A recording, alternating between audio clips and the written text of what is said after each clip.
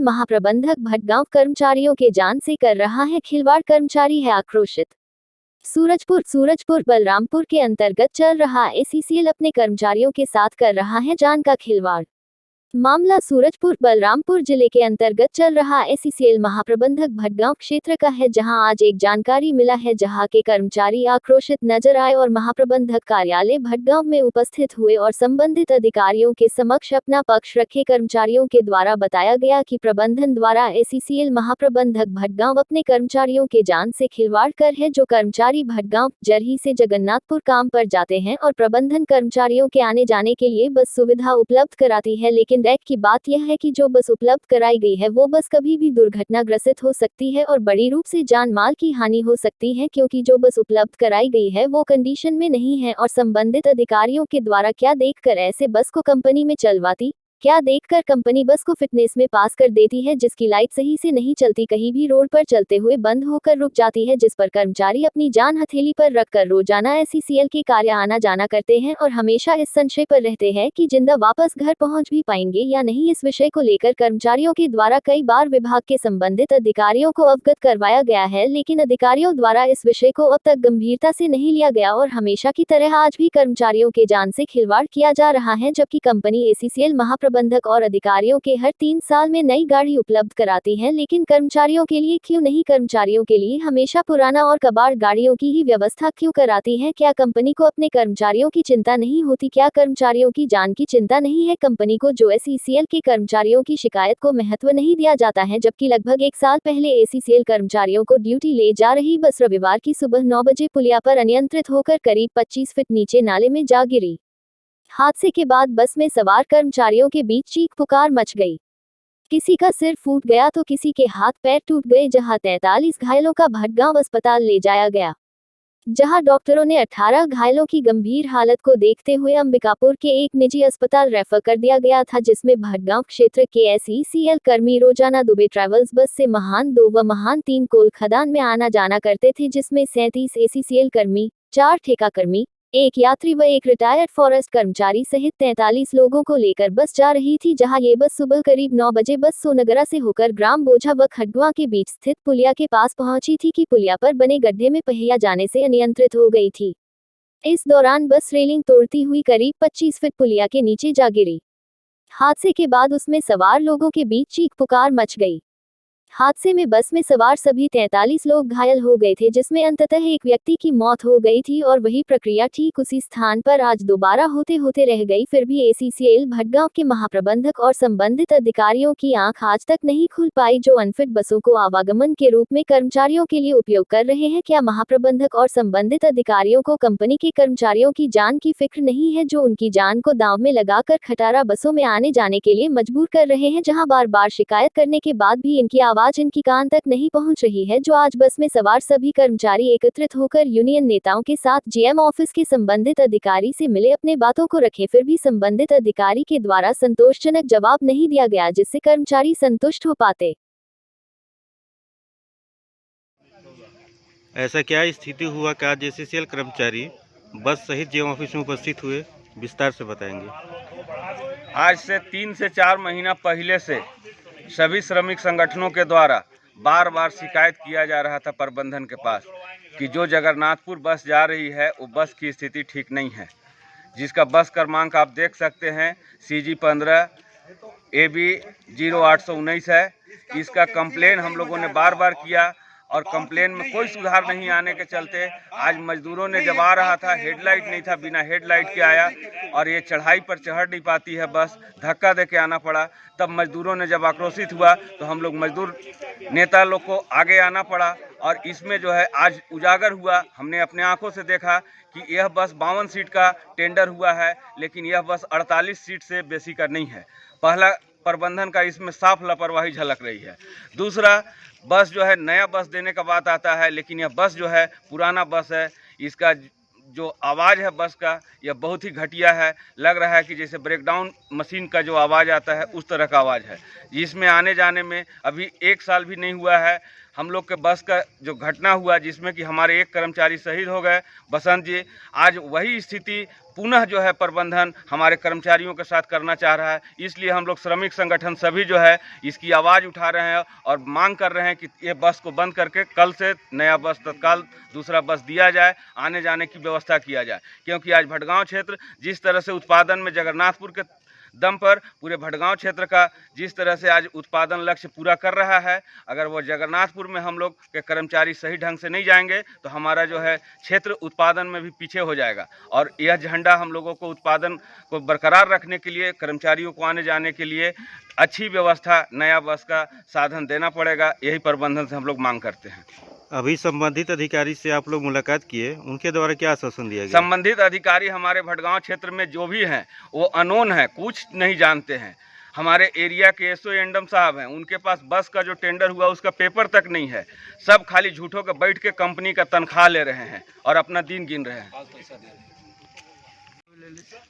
ACCL बस के संबंध में जो समस्या उत्पन्न हुई है आज, उसके संबंध में आप क्या कहना चाहते हैं? उसके संबंध में ये कहना है कि टेंडर प्रक्रिया सही ढंग से नहीं हुई है और कंपनी का एक नियम है कि कोई भी गाड़ी, चाहे जीप हो, चाहे बस हो, चाहे एम्बुलेंस हो, कंपनी में 3 साल तक उसका रहेगा सेवा। 1 दिन से 3 साल तक वो काम कंपनी में करेगी। 3 साल से ऊपर होने के बाद उसके जगह में दूसरा टेंडर होगी, दूसरी गाड़ी आएगी। मगर बस के साथ क्या है, जीप के साथ तो होता है, चूँकि अधिकारी चढ़ते हैं उसमें, इसलिए जीप हर 3 साल में बदल जाती है। बस में मजदूर चढ़ता है, बस में मजदूर के बच्चे जाते हैं स्कूल, तो उसमें इस तरह की स्थिति नहीं बन पा रही है। हमेशा पुरानी बसें दी जाती हैं और ये अधिकारी पूरा लिपापोती करते हैं। इसमें लिपापोती करके मजदूरों को मारने का काम कर रहे हैं। 1 साल पहले घटना घटी, उसमें एक मजदूर हमारा शहीद हुआ साथी, और कम से कम 10 से 15 लोग अपंग हो गए, अपाहिज हो गए। तो हमारा निवेदन हम बार बार कर रहे हैं हम लोग कि भाई आप नई बस दीजिए या कंडीशन की बस दीजिए जिसमें आना जाना हो सके।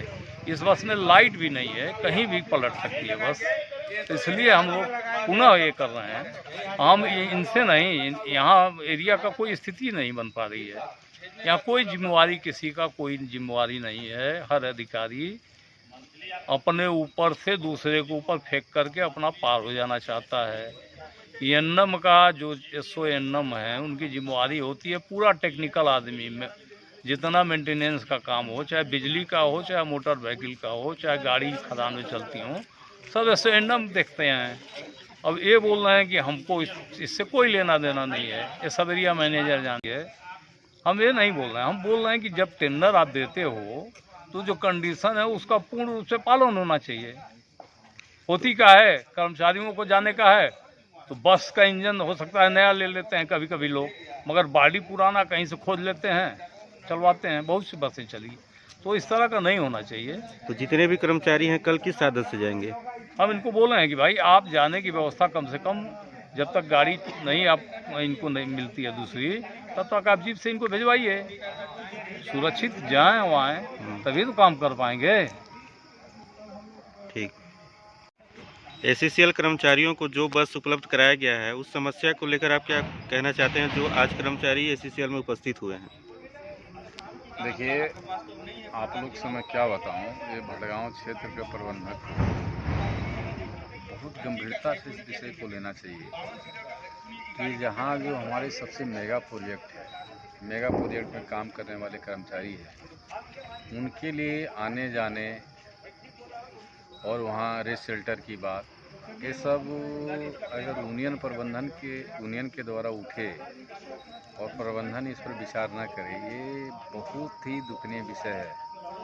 आज आप लोगों को मैं बता दूं आपके माध्यम से कि आज भटगांव क्षेत्र की पूरा आन बान शान जगन्नाथपुर ओसीपी है, और जगन्नाथपुर ओसीपी में कर्मचारियों को आने जाने के लिए बस की सुविधा अगर सही नहीं हो,